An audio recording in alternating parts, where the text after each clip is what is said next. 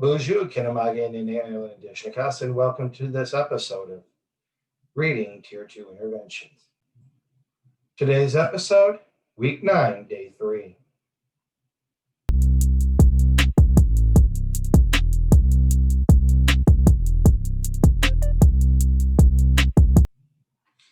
During this episode, we will be watching again the read aloud of Harriet Tubman. Again, you are welcome to follow along on your own copy and have the words.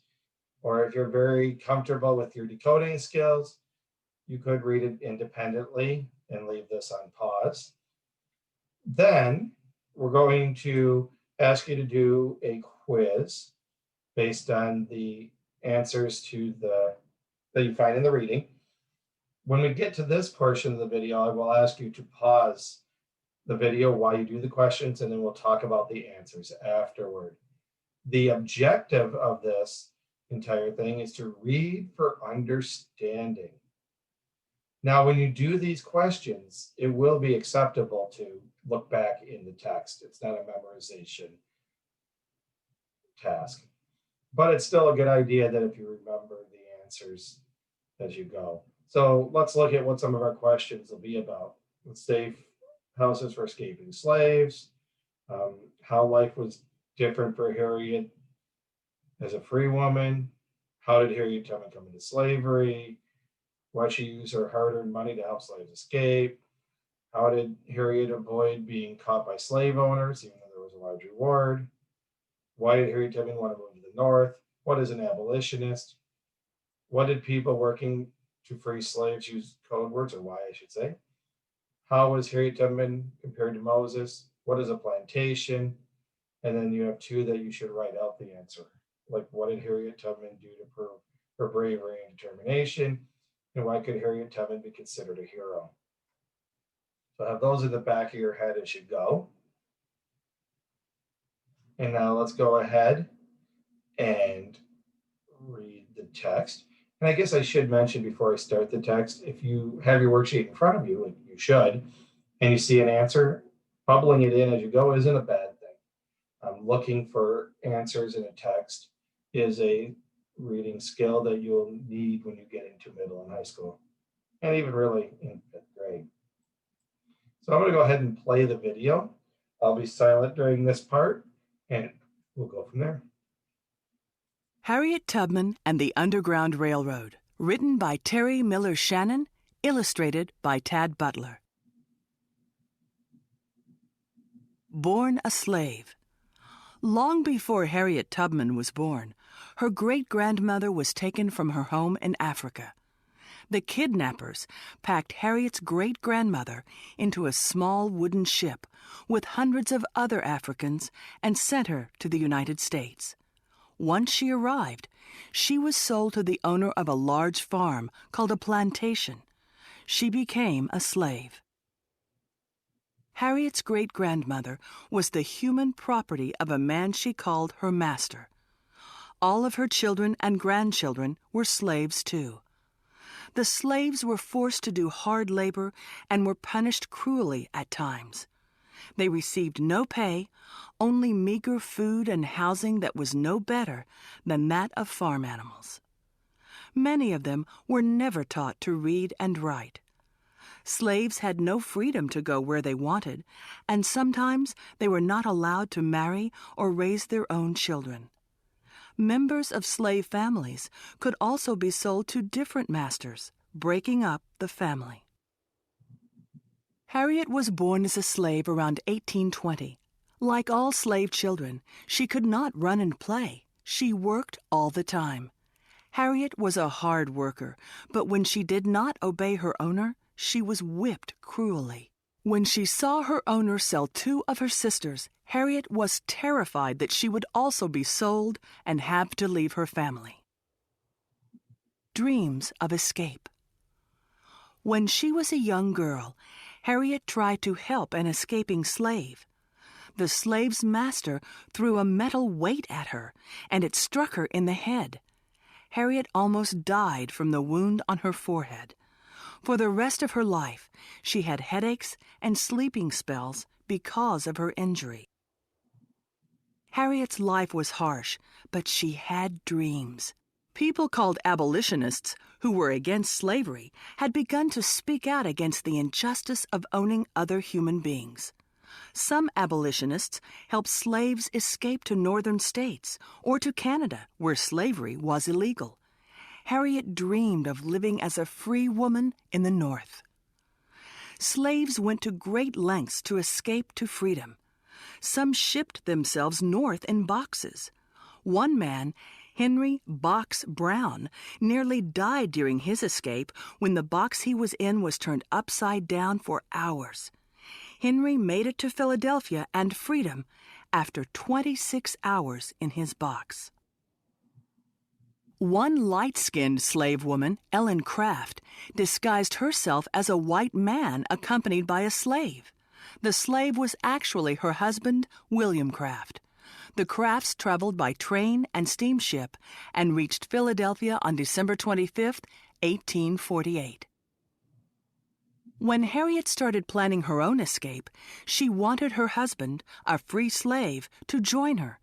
He refused, mocking her for wanting to leave, and threatened to report her to her master. But Harriet was determined to become a free woman. One day, Harriet's owner died. Harriet knew the slaves would be sold. It was time to go. Harriet and two of her brothers ran away, but soon after they left, the brothers gave up, forcing Harriet to return with them. 2 nights later, Harriet escaped alone. She went to the home of an abolitionist woman who had offered help. The woman fed Harriet and let her sleep, and then she directed Harriet to the next safe place. When Harriet reached that house, the people there directed Harriet to her next stop. This secret network of safe homes was called the Underground Railroad. To escape, Harriet walked 100 miles, 160 kilometers, alone through unknown land. She traveled at night and hid during the day.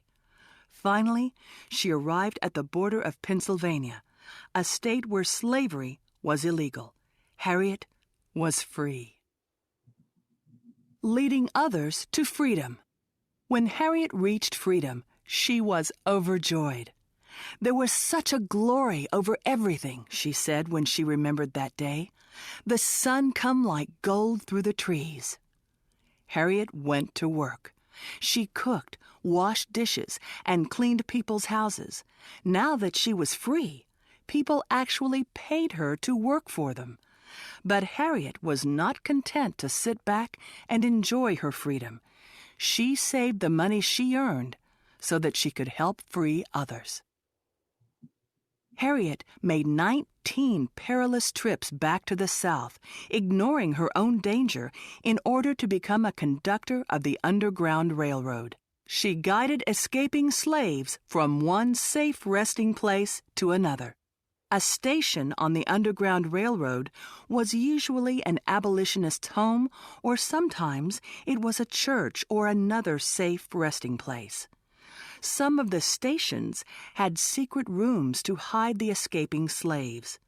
Sometimes the slaves rode from place to place, hidden under false bottoms in conductors' carts. In 1850, the United States passed the Fugitive Slave Act, which made it a law that the northern states had to return any escaped slaves to their owners. Now Harriet had to conduct her passengers all the way to Canada to find freedom. Do you know? People working in the Underground Railroad used code words. Freight meant escaping slaves. Stations were safe houses or other places to stay.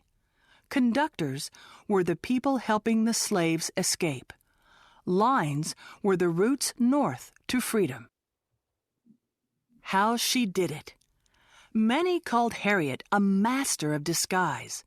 Sometimes she dressed as an old woman, and sometimes she disguised herself as a man. It is said that one day she met one of her former owners and he didn't recognize her. Harriet was clever in other ways. She hired men to rip down wanted posters that described runaway slaves. Runaway notices, which were printed in the newspaper, weren't put in newspapers on weekends. They had to wait until Monday morning. Harriet began escapes on Saturday nights in order to have a head start. If Harriet saw people she thought were slave hunters, she'd turn and go south to make it look as though she was not trying to escape. If the escaping slaves wanted to turn back, she forced them to keep moving north to freedom. She boasted that she never lost a passenger.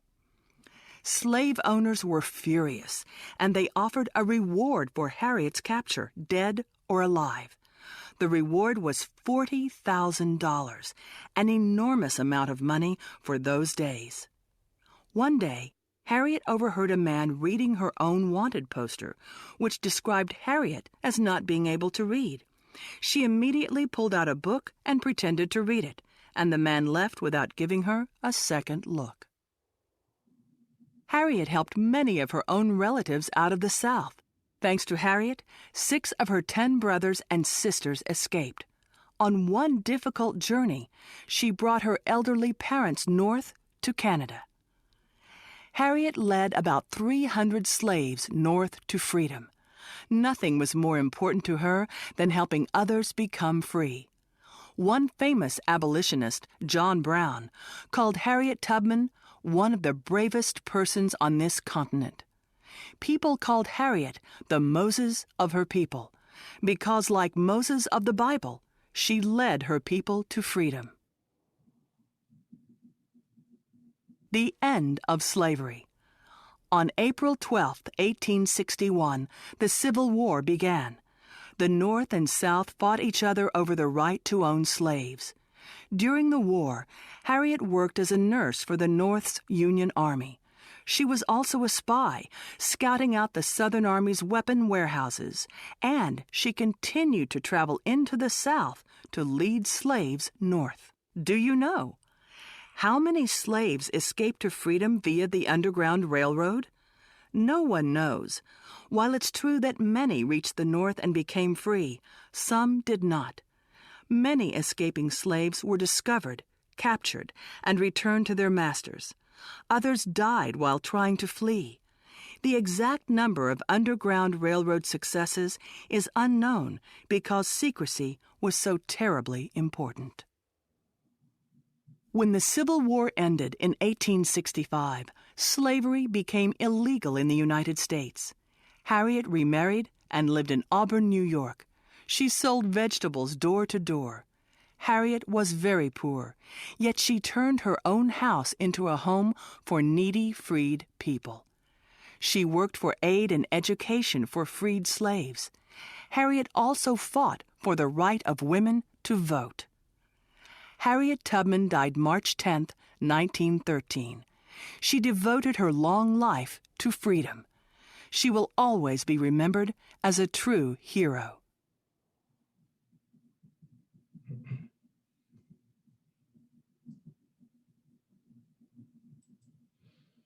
All right, at this point, I would like you to complete this worksheet if you haven't been filling it in.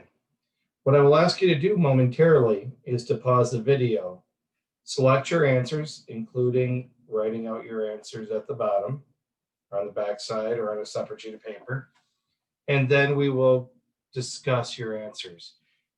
But once you're done, you'll have to unpause the video in order to see the rest. So you may go ahead and pause the video now. Welcome back. Let's go over these questions. What was the system of safe houses for escaping slaves called? That was the Underground Railroad. Number 2, how was Harriet's life as a free woman different from her life as a slave? She was paid for her work. Slaves sometimes did earn money, but not in the same way as a free person would. Number 3, how did Harriet Tubman come into slavery? She was born into it. Remember, her great-grandmother was the original one captured and sold into slavery. Number 4, why did Harriet Tubman use her hard-earned money to help slaves escape? She wanted the slaves to help her work. She knew that owning human beings was just unjust. She didn't want to put her money in the bank. Best answer here. She knew that owning human beings was unjust. B. Number 5, how did Harriet Tubman avoid being caught by slave owners, even though there was a large reward?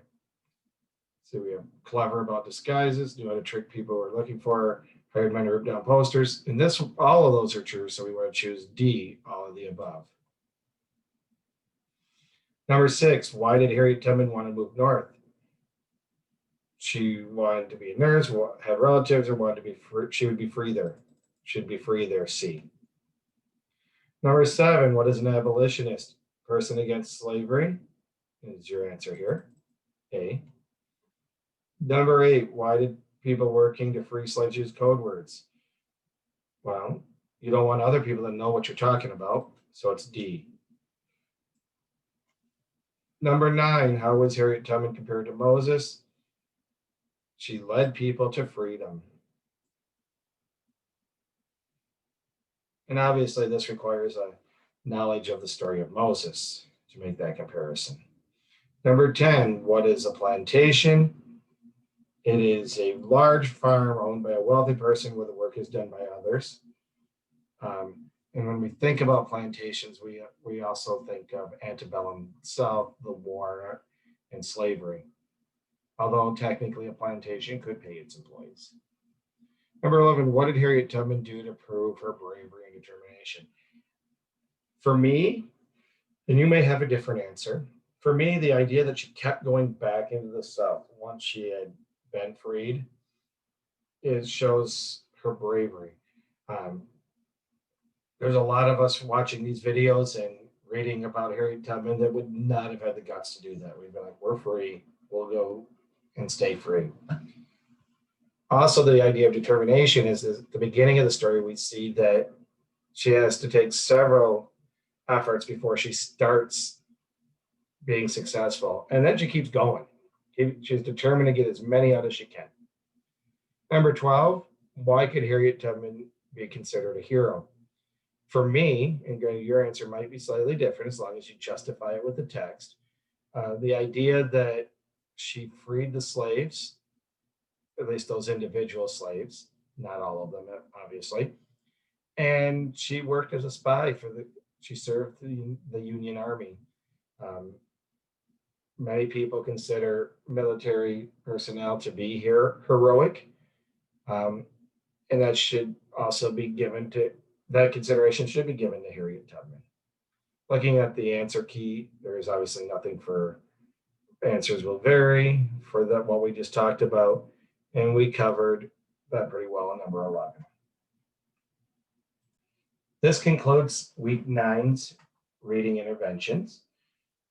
If you have any questions or comments or suggestions on how to improve our interventions as we start moving forward, feel free to email me at mireland@sagchipschool.net or attend during our office hours, which are at 2 o'clock on most days.